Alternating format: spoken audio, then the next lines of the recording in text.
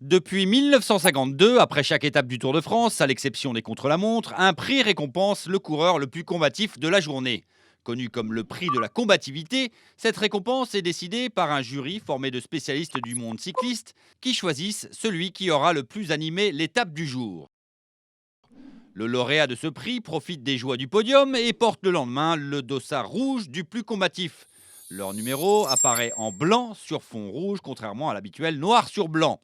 Ce coureur peut être récompensé de par sa place dans une longue échappée, en attaquant à un moment décisif de la course ou pour un acte de courage retentissant.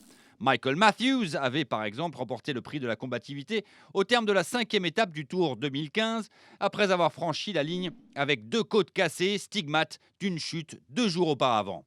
À la fin du Tour de France, l'on récompense le super combatif de l'épreuve qui se sera montré le plus entreprenant, spectaculaire et courageux sur l'ensemble de la course. Un coureur ne doit pas nécessairement terminer le tour pour remporter cette récompense.